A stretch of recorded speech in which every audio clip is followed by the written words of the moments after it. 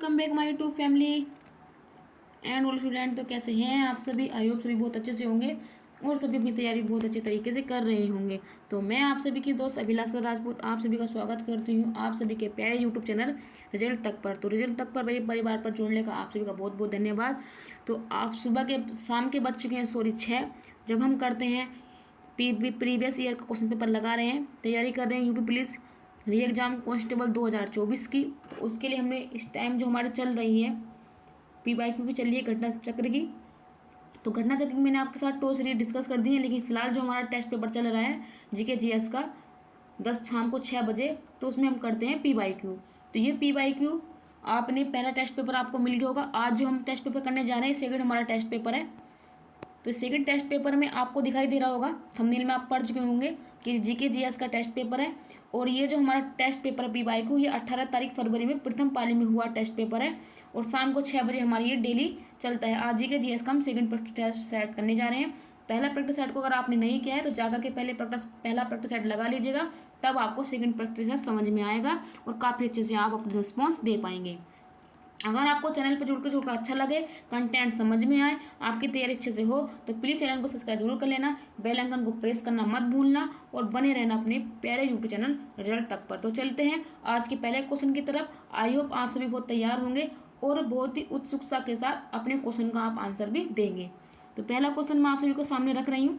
तो पहला क्वेश्चन आप सभी के सामने है, क्वेश्चन नंबर 16 से ये सीरीज शुरू थी कि निम्नलिखित में से कौन सा विकल्प नीचे दिए गए सार्थक शब्दों का क्रम है, यानी शब्दों का सार्थक क्रम बताना है। वैसे तो ये रीजनिंग में आता है, लेकिन फिर भी मैंने इसको जीके जीएस में शामिल कर लिया, क्योंकि क्या जाता है कि क्योंकि जीके जीएस जैसा ये क्वेश्चन था।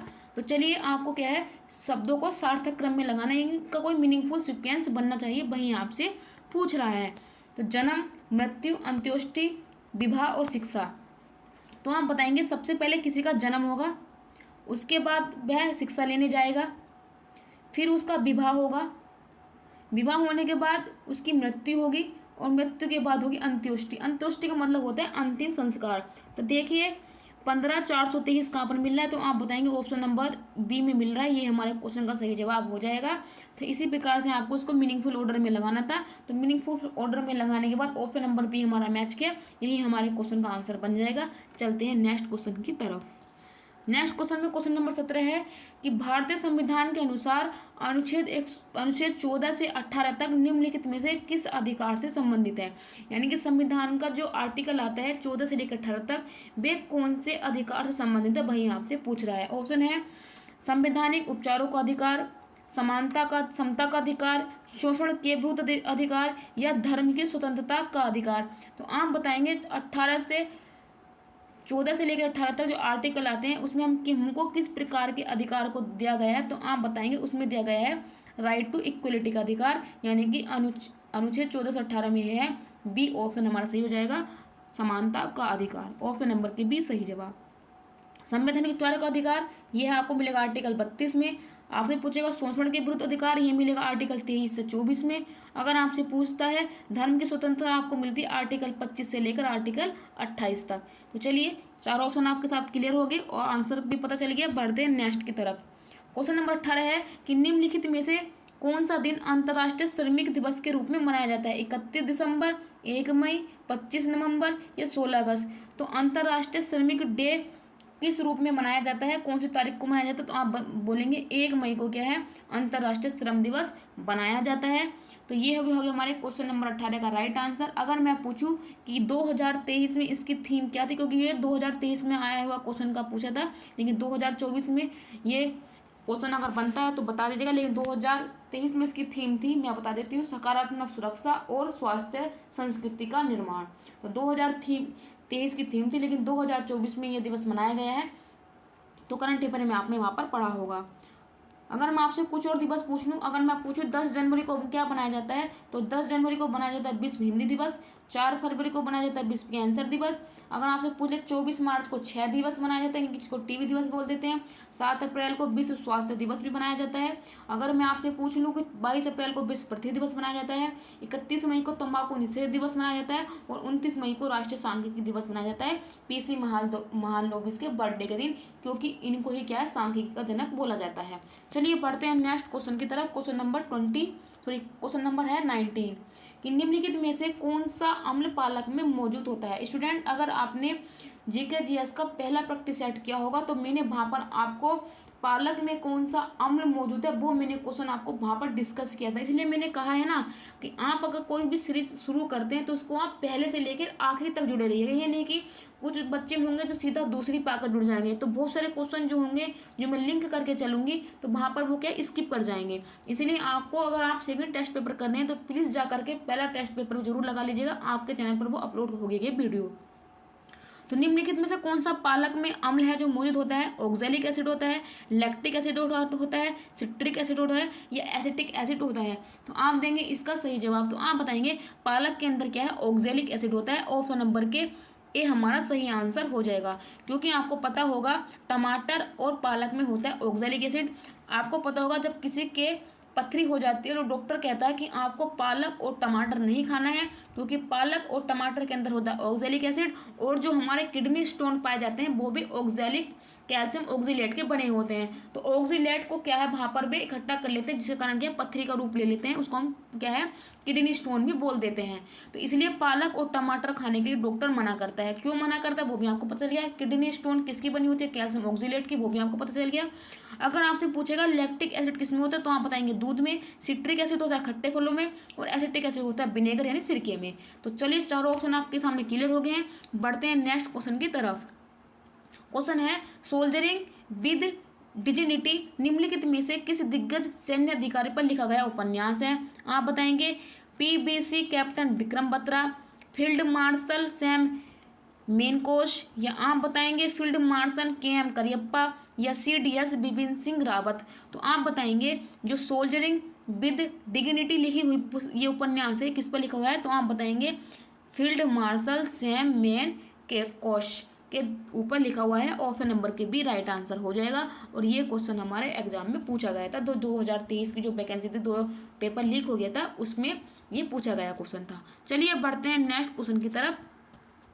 इसका मतलब क्या है कि आपको जितने भी फेमस करेक्टर हैं आपको उनके उपन्यास, उनके द्वारा लिखी गई पुस्तकों को जो 2024 में लेटेस्ट है वो आपको तैयार रखनी पड़ेगी।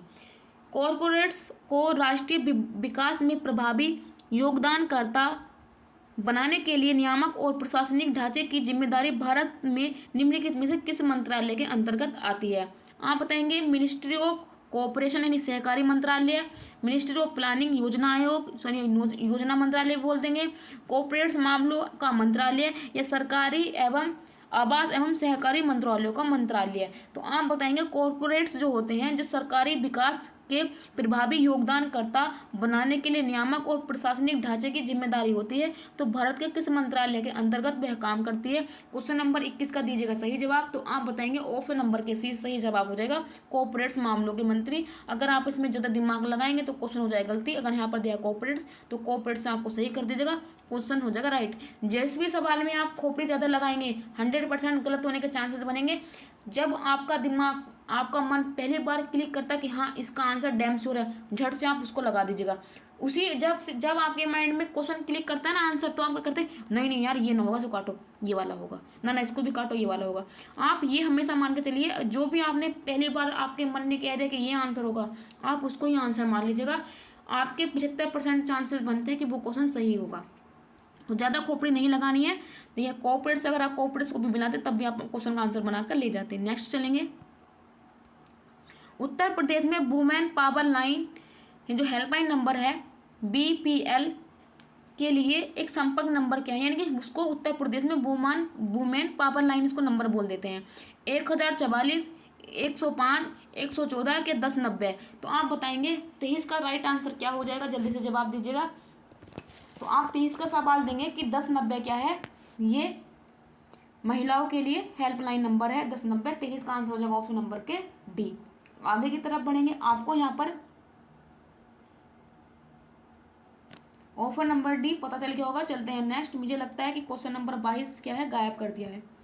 चलो हाँ हाँ पीछे की तरफ आया क्वेश्चन नंबर 22। तो क्वेश्चन नंबर 22 आप सभी को दिखाई दे रहा होगा, ध्यान से पढ़िएगा और पढ़ने के बाद इसका आंसर दीजिएगा।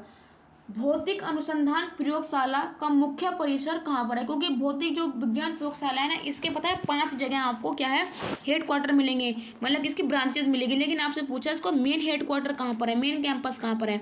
मैसूरी में है, पुणे में है, या आप बताएंगे अहमदाबाद में कि मैंगलोर में है? तो ऑप्शन नंबर 22 का कीजिएगा सही जवाब। तो आप बताएंगे इसकी जो मेन ब्रांचेज है वो कहाँ है?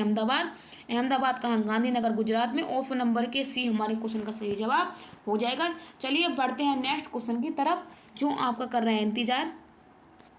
आगे बढ़ेंगे। क्वेश्चन नंबर है 22वां कि मामल्लपुरम उत्सव निम्नलिखित में से किस राज्य का त्योहार है? गुजरात का है, तमिलनाडु का है, कर्नाटका का है, क्या ओडिशा का है? तो क्वेश्चन नंबर 24 का दीजिएगा सही जवाब। तो आप कहेंगे जो मामल्लपुरम है ये कहाँ का त्योहार है? तो आप बताएंगे तमिलनाडु का। ऑप्शन नंबर के बी हमारे क्वेश्चन का सही जवाब हो जाएगा। तो ये हो गया हमारे क्वेश्चन का सही जवाब। अगर मैंने कल के टेस्ट पेपर में बताया था कि कर्नाटका में क्या है, गुड़ी पड़ यहाँ पर होता है गुड़िया, और यहाँ पर यक्षगान भी होता है। तो यक्षगान क्या है? यहाँ का फेमस लोक नृत्य है, आप ये भी याद रखेंगे। अगर आपसे पूछेगा गुजरात के लोक नृत्य कौन से हो जाएंगे, तो आप बताएंगे डांडी और गरबा और मंडवा। आपको पता होगा जो गरबा लोक नृत्य है, सॉरी गरबा जो उनका फोक डांस है, उसको क्या है इसको 15वां अमूर्त विश्व धरोहर भी क्या है इसको बनाया गया है। तो 15 नंबर की विश्व धरोहर बनी है, अमूर्त विश्व धरोहर बनी है। तो आप ये भी याद रखेंगे। चलिए बढ़ते हैं नेक्स्ट क्वेश्चन की तरफ। क्वेश्चन नंबर 25 है कि निम्नलिखित में से कौन सा व्यय केंद्र सरकार की भौतिक या वित्तीय संपत्तियों के निर्माण के अलावा अन्य उद्देश्य के लिए किया जाता है? कर भी है, राजस्व भी है, पूंजीगत भी है, क्या अत्यधिक भी है? तो क्वेश्चन नंबर 25 का दीजिएगा सही जवाब। जल्दी से क्वेश्चन को पढ़ना है, पढ़ने के बाद सही आंसर पर पहुंचना है। तो क्वेश्चन नंबर 25 का आप सही जवाब देंगे कि उसको बोलते हैं हम रिवेन्यू एक्सपेंडिचर, क्या हो जाएगा उसको बोल देंगे हम राजस्व व्यय। यानी कि ये यह वह व्यय है जो केंद्र सरकार की भौतिक या वित्तीय संपत्तियों के निर्माण के अलावा अन्य उद्देश्य में इसको इस्तेमाल किया जाता है, यूज किया जाता है। तो राजस्व व्यय उसका सही आंसर हो जाएगा। ऑप्शन नंबर के बी हमारे क्वेश्चन का सही जवाब है। चलिए बढ़ते हैं नेक्स्ट क्वेश्चन की तरफ। क्वेश्चन नंबर 26 है कि प्राचीन जैन और बुद्ध ग्रंथों के अनुसार कितने महाजनपद थे? 16 थे, 12 थे, 14 थे, ये 10 थे? तो आप बताएंगे जैन धर्म और बौद्ध ग्रंथों के अनुसार महाजनपदों की संख्या कितनी थी? तो आप बताएंगे थी 16। तो 16 महाजनपद थे। अगर मैं आपसे पूछ लूं कि इन 16 महाजनपदों में से उत्तर प्रदेश में कितने महाजनपद थे? तो आप बताएंगे 8 महाजनपद थे। 8 महाजनपद अकेले यूपी में थे। एक महाजनपद विराटनगर राजस्थान में था। एक महाजनपद जो आपको गोदावरी नदी के किनारे मिलेगा महाराष्ट्र में, वो पोटिन था। उसको हम अस्मक भी बोल देते थे, ठीक है। उसकी राजधानी क्या थी? पोटन थी, लेकिन गोदावरी नदी के किनारे था। अगर आपसे पूछेगा 3 जो महाजनपद है, अंग था, और आपका हो जाएगा मगध, अंग, मगध, और एक और करके है, वो मेरे थोड़ा दिमाग से स्लिप हो रहा है। 3 कहाँ थे? बिहार में थे। तो इस प्रकार से ये महाजनपद बटे हुए थे। लेकिन अगर आपसे पूछ ले उत्तर प्रदेश में कौन कौन सा था, एक था कुरु, दूसरा था पांचाल, तीसरा था सूरसेन, वत्स, कौशल, मल, काशी और चेदी। ये 8 क्या थे? हमारे उत्तर प्रदेश में थे। तो उत्तर प्रदेश का तो आपको खास करके याद रखना है। लेकिन पूरे कितने थे? 16 थे। 16 में से 8 यूपी में थे। अगर आपसे पूछेगा कि बौद्ध धर्म के कौन से ग्रंथ में वर्णन था, तो आप बताएंगे अंगुत्तर निकाय में। बौद्ध धर्म के अंगुत्तर निकाय में 16 महाजनपद का जिक्र था। अगर आपसे पूछ लेंगे जैन धर्म के कौन से ग्रंथ में था, तो भगवती सूत्र में, जो भगवती सूत्र थी उसमें क्या था? 16 महाजनपदों का जिक्र था। तो कभी कभी आपसे जैन धर्म और बौद्ध धर्म के ग्रंथ भी पूछ लेता है। तो बौद्ध धर्म का ग्रंथ था अंगुत्तर निकाय और जैन धर्म का ग्रंथ था भगवती सूत्र। तो आप ये भी याद रखेंगे। चलिए बढ़ते हैं नेक्स्ट क्वेश्चन की तरफ। क्वेश्चन नंबर 27, निम्नलिखित में से कौन सा उत्तर प्रदेश के जिलों में सर्वोच्च रैंक वाले अधिकारी हैं कमिश्नरी के अलावा? आप बताएंगे DCP, deputy commissioner of police, जिसको पुलिस उपायुक्त बोल देते हैं। PSI, पुलिस सब इंस्पेक्टर नाम हो जाएगा। ACP, assistant commissioner of police, सहायक पुलिस आयुक्त, या SP, सुपरिटेंडेंट ऑफ पुलिस। तो आप बताएंगे उत्तर प्रदेश में सर्वोच्च रैंक के जो पुलिस अधिकारी होते हैं कमिश्नर के अलावा, वो कौन सा होता है? तो क्वेश्चन नंबर 27 का देंगे सही जवाब। तो आप बताएंगे उसको बोल देते हैं SP, superintendent of police. Option number के D सही जवाब। चलिए बढ़ते हैं नेक्स्ट क्वेश्चन की ओर। क्वेश्चन नंबर 28 है, निम्नलिखित में से कौन सी खरीफ की फसल नहीं है? खरीफ की फसल नहीं है, सोयाबीन है, मूंगफली है, गेहूं है या मक्का है? तो आप तो इस क्वेश्चन का आंसर बहुत अच्छे से बना लेंगे, क्योंकि आप कहेंगे गेहूं क्या है, रबी की फसल है, गेहूं रबी की फसल है। ऑप्शन नंबर के सी हमारा सही जवाब हो जाएगा। चलिए बढ़ते हैं नेक्स्ट क्वेश्चन की ओर। क्वेश्चन नंबर आपके सामने है 29 कि निम्नलिखित में से कौन सा बंदरगाह भारत का सबसे बड़ा कंटेनर बंदरगाह है? आप बताएंगे न्यू मंगलोर बंदरगाह, कोच्चि बंदरगाह या कांडला बंदरगाह या जवाहरलाल नेहरू पोर्ट। तो आप बताएंगे कौन सा भारत का सबसे बड़ा कंटेनर बंदरगाह पर है, यानी कि वहाँ पर सबसे ज़्यादा कंटेनर आते हैं, जाते हैं और रखे जाते हैं।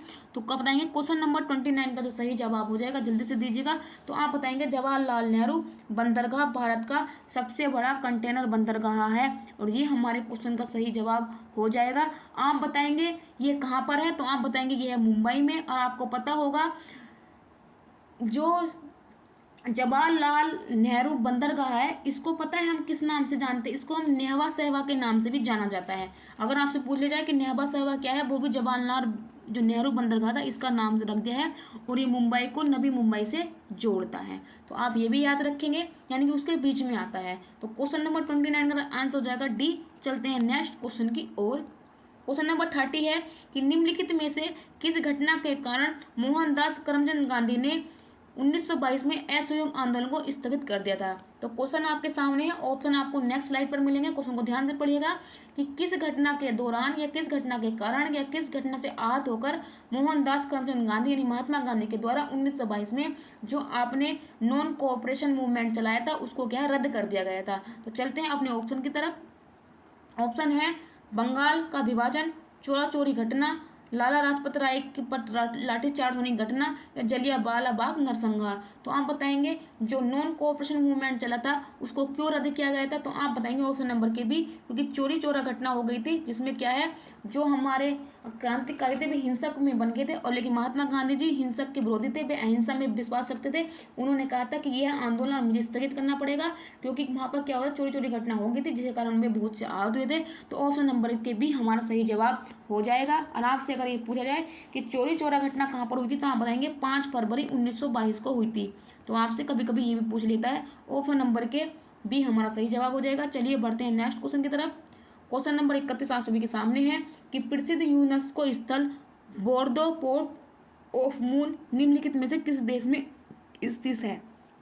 तो ये क्वेश्चन आया था, ठीक है। ये फेमस स्थल है क्योंकि ये यूनेस्को की साइट पर मतलब दर्ज है, तो इसलिए ये क्वेश्चन आना भी बनता है कि स्थल बोर्दो पोर्ट ऑफ मून निम्नलिखित में से किस देश में स्थित है? चीन में है, ऑस्ट्रिया में है, फ्रांस में है या कोस्टा रिका में है? तो सही जवाब दीजिए क्वेश्चन नंबर 31 का। तो आप बताएंगे क्वेश्चन नंबर 31 का सही जवाब हो जाएगा, वो हो जाएगा फ्रांस।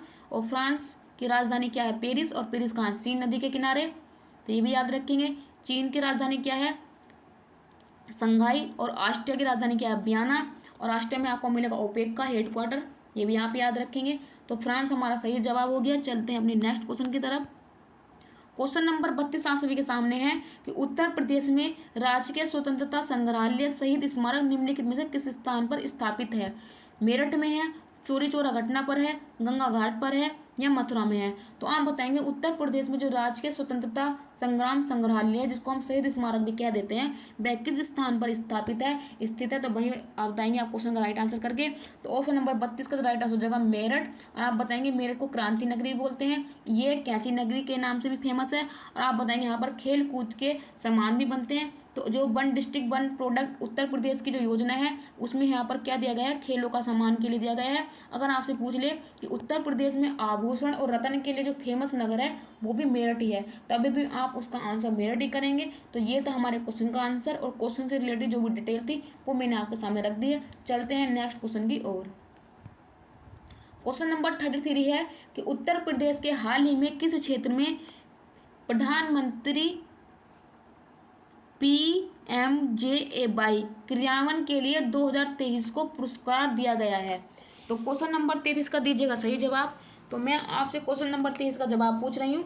अगर आपसे पूछने लगे कि PMJAY की फुल फॉर्म क्या है, तो आप बताएंगे प्रधानमंत्री जन आरोग्य योजना। प्रधानमंत्री जन आरोग्य योजना क्रियान्वयन के लिए 2023 का पुरस्कार किसको दिया गया था? उद्योग में दिया गया था, स्वास्थ्य के क्षेत्र में दिया गया था, शिक्षा के क्षेत्र में, कृषि के क्षेत्र में। तो क्वेश्चन नंबर 33 का देंगे सही जवाब। तो देखिए स्टूडेंट, अगर आपको ये पता होता कि PMJAY का संबंध किस ये है, तो आपको इस क्वेश्चन में गलत होने की संभावना नहीं थी। इसलिए एग्जामिनर इतना चालू निकला कि उसने क्वेश्चन को, पता है, क्वेश्चन को फुल डिटेल में ना लिख के उसने क्या है, इसको शॉर्ट फॉर्म में लिख दिया है। जो बच्चा इसकी फुल फॉर्म बताएगा वही इसका आंसर ले जाएगा। क्योंकि देखिए, प्रधानमंत्री जन आरोग्य योजना, तो आपको रोग और आरोग्य के संबंध में कहाँ बताया जाता है? स्वास्थ्य सेवा में बताया जाता है। तो हमारा डेफिनेटली आंसर जो बनेगा वो बन जाएगा हेल्थ केयर। ऑप्शन नंबर के बी हमारा सही जवाब है। तो आप देख सकते हैं कि एग्जामिनर की अप्रोच क्या है, वह क्वेश्चन किस प्रकार से आपके सामने रख रहा है। तो कोई भी योजना जो प्रधानमंत्री मोदी से संबंधित या प्रधानमंत्री से संबंधित हो, तो आपको उसके साथ साथ में फुल फॉर्म भी याद होने चाहिए, क्योंकि ऑप्शन में कुछ भी घुमा फिरा के वो आपसे पूछ सकता है। चलते हैं नेक्स्ट क्वेश्चन की तरफ। क्वेश्चन नंबर 34 है कि जनगणना 2011 के अनुसार उत्तर प्रदेश राज्य का समग्र लिंगानुपात क्या था? देखिए, कल भी हमारे जीके जीएस जो टेस्ट पेपर बन था, उसमें भी आपसे क्वेश्चन पूछा गया था 2011 की जनगणना के अनुसार। आज की जो शिफ्ट हुई थी, मतलब ये वाली, इसमें भी क्या है, 2011 की जनगणना के अनुसार पूछा गया क्वेश्चन है। तो उत्तर प्रदेश का समग्र लिंगानुपात क्या है? क्वेश्चन नंबर 34 का ऑप्शन है 982, 892, 912 या 812। तो क्वेश्चन नंबर 34 का सही जवाब देंगे तो आप बताएंगे ये हो जाएगा 912 क्या है, उत्तर प्रदेश का समग्र लिंगानुपात है। ऑप्शन नंबर के सी सही जवाब। चलिए बढ़ते हैं नेक्स्ट की ओर। क्वेश्चन नंबर 35 है कि अंतर्राष्ट्रीय श्रम संगठन ILO ने बाल श्रम के वैश्विक विस्तार और इसके खत्म करने के लिए आवश्यक कार्रवाई और प्रयासों पर ध्यान केंद्रित करने के लिए 2002 में बाल श्रम के खिलाफ विश्व दिवस की शुरुआत की थी। प्रत्येक वर्ष बाल श्रम निषेध दिवस किस तारीख को मनाया जाता है? देखिए, कितना बड़ा सवाल कर दिया कि बच्चे का टाइम वेस्ट हो जाए और बच्चा सिर्फ क्वेश्चन पढ़ने में रह जाए। वो सीधा सीधा क्वेश्चन ये भी पूछ सकता था कि प्रत्येक वर्ष बाल श्रम निषेध दिवस कब बनाया जाता है, ये भी पूछ सकता था। लेकिन सिर्फ आप कंफ्यूजन हो जाए, बाप रे बाप इतना बड़ा सवाल आया है, इस सवाल का आंसर क्या होगा, तो बच्चा इसमें पता है आधे से ज़्यादा उसका माइंड डिस्टर्ब हो जाएगा। तो आप देख सकते हैं कि एग्जामिनर की टेंडेंसी क्या है। 7 अगस्त, 1 मई, 5 जुलाई या 12 जून। तो क्वेश्चन नंबर 35 का देंगे आप सही जवाब। तो आप बताएंगे जो विश्व बाल श्रम निषेध दिवस होता है वो 12 जून को बनाया जाता है। कब बनाया जाता है स्टूडेंट? आप बताएंगे 12 जून को बनाया जाता है। ऑप्शन नंबर के डी हमारे क्वेश्चन का सही जवाब हो जाएगा। चलिए बढ़ते हैं नेक्स्ट क्वेश्चन की तरफ। 12 जून आप याद रखेंगे। आगे चलेंगे। क्वेश्चन नंबर 36 है कि निम्नलिखित में से किस विशेष बल को विमान और हवाई अड्डों पर अपहरण और इसी तरह की सुरक्षा स्थितियों का जवाब देने के लिए विशिष्ट दक्ष बल के रूप में नियुक्त किया जाता है? NIA, RPF, CBI या NSG। तो क्वेश्चन नंबर 36 का देंगे सही जवाब, और 36 का सही जवाब देने की कोशिश भी कीजिएगा, क्योंकि आपको तैयारी करनी है एग्जाम की, एकदम सिलेक्शन की। तो आप बताएंगे जो ये विशेष बल होते हैं जो विमान हवाई अड्डों के अपहरण और इसी तरह की सुरक्षा या स्थितियों का जवाब देने के लिए विशिष्ट दल को वहाँ पर नियुक्त किया जाता है, तो हम उसको बोलते हैं NSG। क्या बोलते हैं? NSG। तो ये हमारे हो जाएंगे।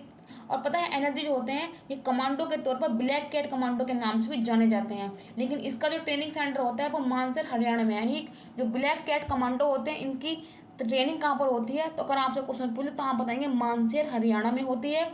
और आपको अगर मैं ये बता दूं कि NSG की स्थापना कब हुई थी, तो आप बताएंगे 1984 में NSG की स्थापना हुई थी, और इनकी ट्रेनिंग मानसर हरियाणा में होती है। इनको ब्लैक कमांडो भी कहा जाता है। NSG को क्या बोलते हैं? Black commando. तो ये हो जाएगा हमारे क्वेश्चन का राइट आंसर। और NIA की कल मैंने आपको इसका जो फर्स्ट हमारा टेस्ट पेपर हुआ है उसमें NIA के बारे में पूछा था कि इसकी फुल फॉर्म क्या है, वहाँ पर मैं आपको डिस्कस कर चुकी। आप जाकर वहाँ पर इसके बारे में पढ़ सकते हैं। नेक्स्ट चलेंगे। क्वेश्चन नंबर 37 है कि राजस्व परिषद उत्तर प्रदेश की स्थापना निम्नलिखित में से किस जिले में की गई है? राजस्व परिषद उत्तर प्रदेश की स्थापना किस जिले में की गई है? प्रयागराज, इलाहाबाद, वाराणसी या मेरठ या लखीमपुर। तो क्वेश्चन नंबर 37 का जो सही जवाब होगा जल्दी से दीजिएगा सही जवाब। तो आप बताएंगे राजस्व परिषद उत्तर प्रदेश की स्थापना इलाहाबाद, प्रयागराज में हुई है। ऑप्शन नंबर के सही जवाब हो जाएगा। अगर आपसे पूछे कि सन कौन सा था, तो आप बताएंगे 1831 में की गई थी, यानी अंग्रेजों के ज़माने में। कब की गई थी? अंग्रेजों के ज़माने में। चलते हैं नेक्स्ट। क्वेश्चन नंबर 38 है कि नवंबर 2023 में भारत और किस पड़ोसी देश ने संयुक्त अभ्यास सूर्य किरण में भाग लिया? श्रीलंका ने, म्यांमार ने, नेपाल ने या मालदीव्स ने? तो क्वेश्चन नंबर 38 का जो सही जवाब हो जाएगा, अगर आपको पता होगा जो सूर्य किरण सैन्य अभ्यास होता है वो हमारे श्रीलंका के साथ होता है। और श्रीलंका को अगर आपसे पूछे कि श्रीलंका की स्थिति किस मतलब इसका आकार किस प्रकार से होता है, तो आप बताएंगे आंख के आंसू के आकार का जो देश है वो है श्रीलंका। तो कभी कभी आपसे क्वेश्चन ऐसे ही पूछ सकता है स्टैटिक के तौर पर, तो आंख के आंसू के आकार का कौन सा देश है, तो आप बताएंगे श्रीलंका। तो आपको ये भी याद रखना है स्टूडेंट।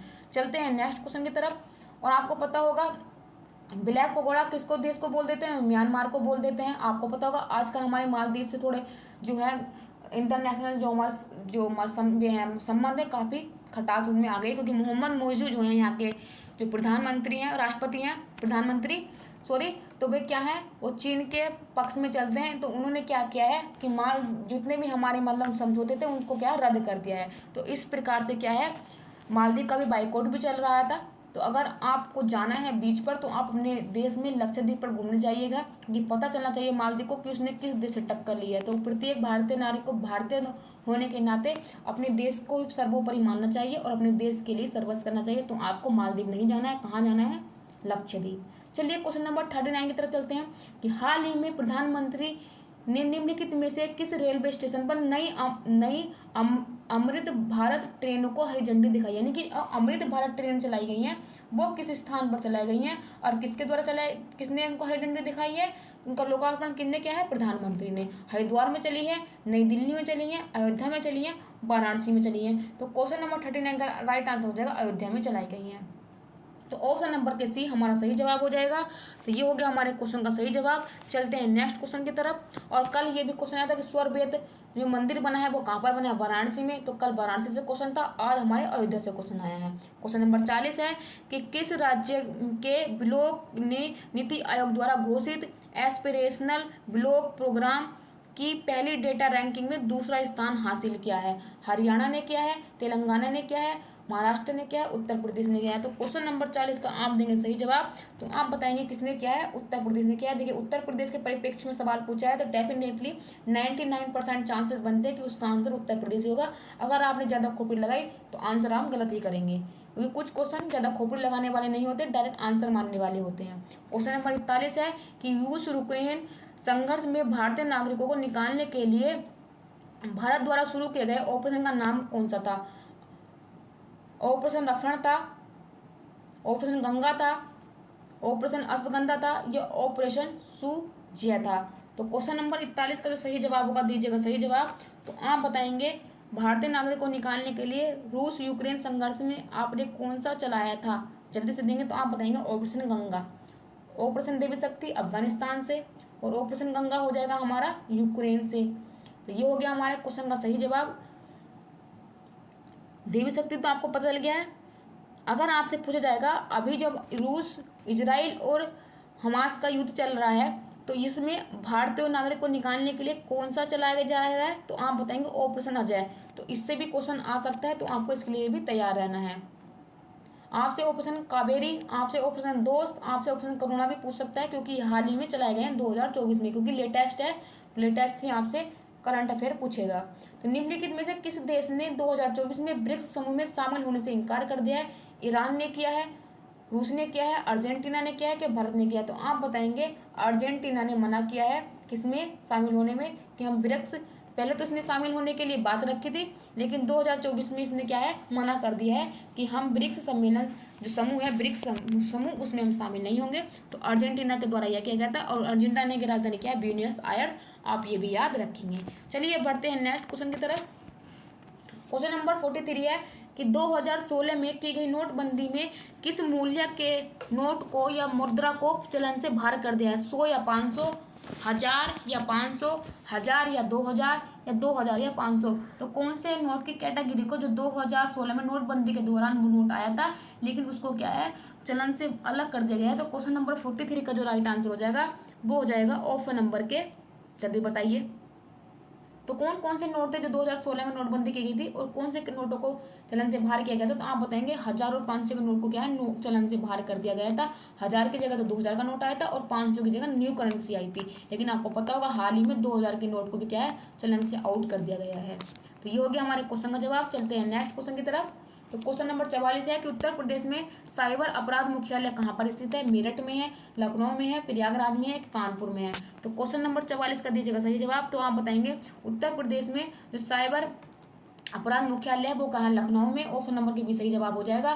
कल क्वेश्चन आया था कि अगर आपसे साइबर के दौरान जो साइबर होते हैं, अगर आपसे वित्तीय धोखाधड़ी होती है तो उसकी आप फोरेंसिक रिपोर्ट कब तक बता सकते हैं साइबर पे? तो आप बताएंगे 24 घंटे के अंतर्गत आपको वो रिपोर्ट दर्ज करानी होती है। तो कल ये क्वेश्चन आया था। और आज क्वेश्चन मतलब आज का मतलब ये नहीं कि मतलब जिस दिन ये सेकंड मीटिंग में पेपर हुआ तो क्वेश्चन कौन सा पूछा गया कि साइबर अपराध का मुख्यालय कहाँ पर है। तो देखिए क्वेश्चन के कितने लिंकेज है। क्वेश्चन नंबर 45 है कि जीएसटी का तात्पर्य क्या है? नहीं, जीएसटी की फुल फॉर्म आपसे पूछ रहा है। Government sales tax, government service tax, goods and service tax, goods and sales tax. तो आप बताएंगे जीएसटी की फुल फॉर्म क्या है? तो आप बताएंगे option number C, goods and service tax, जिसको बोलते हैं वस्तु एवं सेवा कर।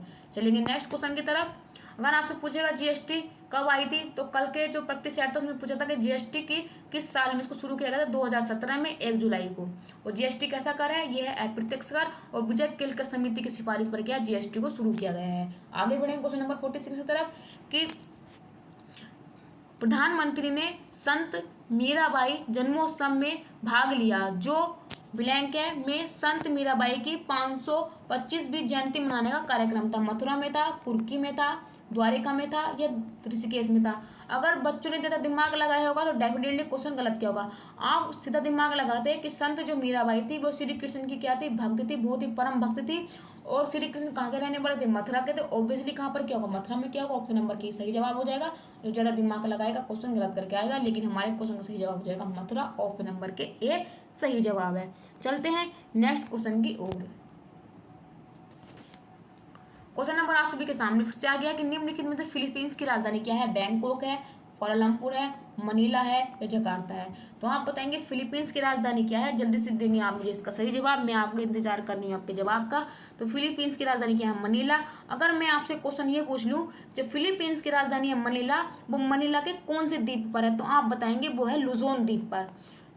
और फिलीपींस के दो ही मुख्य द्वीप है, एक लुजोन द्वीप, एक मिंडानाओ द्वीप। तो फिलीपींस की जो राजधानी मनीला है, जहाँ पर अंतर्राष्ट्रीय चावल अनुसंधान संस्थान है मनीला फिलीपींस में, तो वो गया है लुजोन द्वीप पर है। तो आपको ये भी याद रखना चाहिए, अगर राजधानी पूछी है कल को ये भी पूछ सकता है कि कौन से द्वीप पर स्थित है, तो आपको ये भी पता होना चाहिए। चलते हैं क्वेश्चन नंबर 48 की तरफ कि भारत में राष्ट्रीय एकता दिवस कब मनाया जाता है? सॉरी देखिए यहाँ पर 25 जनवरी लिख रखा है और यहाँ पर लिख रखा है 26 जनवरी।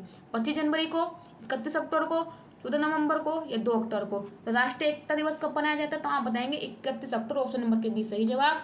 लेकिन अगर आपसे ये पूछ ले कि किसकी स्मृति में मनाया जाता है, तो आप बताएंगे सरदार वल्लभ भाई पटेल की स्मृति में बनाया जाता है। ऑप्शन नंबर के भी हमारा सही जवाब हो जाएगा।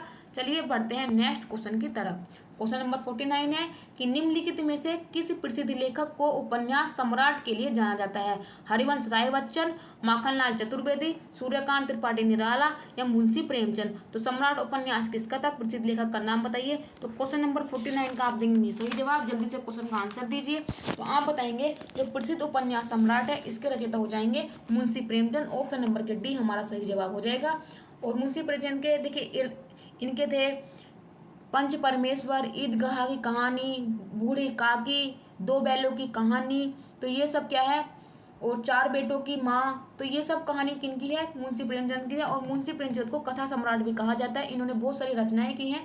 तो मुंशी प्रेमचंद से तो क्वेश्चन बनना जायज़ है। आगे चलेंगे तो मुंशी प्रेमचंद की तो कहानी आप जितनी भी इन्होंने लिखी है वो आप याद कर लीजिएगा। अगला क्वेश्चन है कि हाल ही में चिराग चंद्रशेखर शेट्टी ने किस खेल के संबंधित मेजर ध्यानचंद रत्न पुरस्कार 2026 जीता है? तो आप बताएंगे क्रिकेट में, बैडमिंटन में, तीरंदाजी में या कुश्ती में? तो जो चिराग चंद्रशेखर शेट्टी थे, चिराग और सात्विक की जोड़ी थी, इन्होंने क्या है मेजर ध्यानचंद पुरस्कार से नवाजा गया था 2023 में। तो ये कौन सा खेल से संबंधित है? तो क्वेश्चन नंबर 50 बताएंगे ये बैडमिंटन से संबंधित है। ऑप्शन नंबर के भी हमारे क्वेश्चन का सही जवाब हो जाएगा। आगे चलेंगे। क्वेश्चन नंबर 51 है कि चंद्रयान 3 के लैंडर का नाम क्या था। क्योंकि आपको पता है चंद्रयान 3 की हमने सॉफ्ट लैंडिंग की है साउथ पोल पर, और 23 अगस्त को हमने क्या है राष्ट्रीय अंतरिक्ष दिवस की घोषणा की है प्रधानमंत्री नरेंद्र मोदी के द्वारा। और जहां पर ये लैंड किया था हमने उस स्थल को नाम दिया शिव शक्ति। तो आप बताइएगा कि चंद्रयान 3 में लैंडर का नाम क्या था। तो क्वेश्चन नंबर 51 का करेंगे सही जवाब। तो मैं आपके जवाब को कर रही हूँ इंतजार। तो आप बताएंगे इसका जो लैंडर का नाम था वो था विक्रम। विक्रम लैंडर था। अगर आपसे पूछेगा कि इसके रोवर का नाम क्या था तब आप बताएंगे प्रज्ञान। प्रज्ञान रोवर था, लैंडर क्या था विक्रम। लैंडर क्या था विक्रम। तो ऑप्शन नंबर के डी हमारा सही जवाब हो जाएगा। चलिए बढ़ते हैं हम नेक्स्ट क्वेश्चन की तरफ, आगे की तरफ बढ़ेंगे। तो आपको चंद्रयान 3 से सारे पॉइंट क्लियर होने चाहिए, क्योंकि भारत के लिए बहुत बड़ी उपलब्धि थी और विश्व में पहला देश बना है जिसने इसके साउथ पोल पर सॉफ्ट लैंडिंग कराने वाला देश भारत ने यह स्वर्णिम पर अपने इतिहास में दर्ज कराए हैं। क्वेश्चन नंबर 52 है कि हाल ही में प्रधानमंत्री ने निम्नलिखित में से किस स्थल पर भारत के सबसे बड़े सम्मेलन और प्रदर्शनी यशो भूमि का उद्घाटन किया है। वाराणसी में क्या है, फरीदाबाद में क्या है, नई दिल्ली में क्या है, चंडीगढ़ में क्या है। तो आप बताएंगे जो यशो भूमि है वो नई दिल्ली में इसका उद्घाटन किया गया है। भारत मंडपम की भी स्थापना नई दिल्ली में हुई है। और भारत मंडपम में आपको पता होगा G20 का सम्मेलन किया गया था, वहीं पर क्या है अफ्रीका के संघ शामिल हुआ था। और यशो भूमि जहाँ पर P20 की जो बैठक हुई थी वो यशो भूमि नई दिल्ली में हुई थी। तो दोनों स्थल कहाँ पर हैं आप बताएंगे, दिल्ली में G20 भारत मंडपम में और P20 यशो भूमि नई दिल्ली में। तो सारे के सारे क्वेश्चन और पॉइंट आपके सामने क्लियर हो गए हैं। चलते हैं ऑप्शन नंबर नेक्स्ट क्वेश्चन की तरफ। क्वेश्चन नंबर 53 है कि भारत में पुलिस का सर्वोच्च सम्मान क्या होता है। पुलिस में पूछा है राष्ट्रीय पुलिस वीरता पुरस्कार, महावीर चक्र, पद्मश्री चक्र और परमवीर चक्र। तो पुलिस में सबसे बड़ा सर्वोच्च सम्मान क्या होता है। तो आप बताएंगे राष्ट्रपति पुलिस वीरता पुरस्कार पुलिस रैंक में सबसे सर्वोच्च सम्मान होता है। ऑप्शन नंबर के ए क्वेश्चन नंबर 53 का सही आंसर है। बढ़ते हैं नेक्स्ट क्वेश्चन की तरफ। क्वेश्चन नंबर 54 है कि सोशल मीडिया नेटवर्क में सबसे पहले फेसबुक इंक के नाम से जाना जाता था, लेकिन इसका नाम बदल कर क्या कर दिया है, मेटा कर दिया है, बिंग कर दिया है, ऑरकुट कर दिया है कि ट्विटर कर दिया है। तो आप बताएंगे इसका नाम हो गया मेटा। मेटा इसका नाम कर दिया गया है। ऑप्शन नंबर के ए हमारा सही जवाब हो जाएगा। आपको पता होगा ट्विटर की जो चिड़िया थी उसको चिड़िया को उड़ा दिया गया है। पहले ट्विटर की जो लोगो था उसमें चिड़िया आती थी, अब क्या है उसमें एक्स कर दिया गया है। तो आप ये भी याद कीजिएगा, पहले फेसबुक से है तो अब की बार क्वेश्चन ट्विटर से आ सकता है। और ट्विटर के जो CEO इस टाइम क्या है एलोन मस्क ही हैं, क्योंकि एलोन मस्क ने क्या है इस कंपनी को क्या खरीद लिया है। चलेंगे आगे की तरफ। मुझे लगता है कि ये आज का नेक्स्ट क्वेश्चन था। तो 54 क्वेश्चन हमने यहाँ पर डिस्कस किए हैं आपके साथ। तो आपको कैसा लगा कंटेंट, अगर अच्छा लगा है तो प्लीज चैनल को सब्सक्राइब कर लेना। अपने रिजल्ट तक परिवार पर यूं ही बने रहना, अपने चैनल को यूं ही प्यार देते रहना, वीडियो को शेयर जरूर करना है। और ये तो हमारी सेकंड वीडियो थी, लेकिन पहली वीडियो आ चुकी है। पहले आप पहली वीडियो कर लीजिएगा, फिर दूसरी वीडियो कर लीजिएगा। अगर आप कंटिन्यूटी के हिसाब से चैनल पर बने रहेंगे तो यकीन मानेगा आपकी तैयारी बहुत अच्छी हो जाएगी। और आपको ये भी डर नहीं रहेगा कि कट ऑफ कितने बजाएगी, आप टेंशन फ्री रहिएगा। तो ये था हमारा सेशन। आई होप आप सभी को बहुत अच्छा लगा होगा। मैंने अपना बहुत अच्छा देने की कोशिश की है। तो आप सभी को चैनल से जुड़ने के लिए बहुत बहुत धन्यवाद। और मैं आप सभी की दोस्त अभिलाषा राजपूत आप सभी का बहुत बहुत धन्यवाद करती हूँ। मिलती हूँ मैं अपनी आपसे नेक्स्ट सेशन पर इसी जोश इसी उम्मीद के साथ। और आपको भी क्या है शाम 6 बजे तैयार रहना है GK GS के टेस्ट पेपर के लिए, और सुबह 10 बजे हिंदी के प्रैक्टिस सेट के लिए तैयार रहना है। तो चलिए आप सभी का बहुत बहुत धन्यवाद। Thank you so much.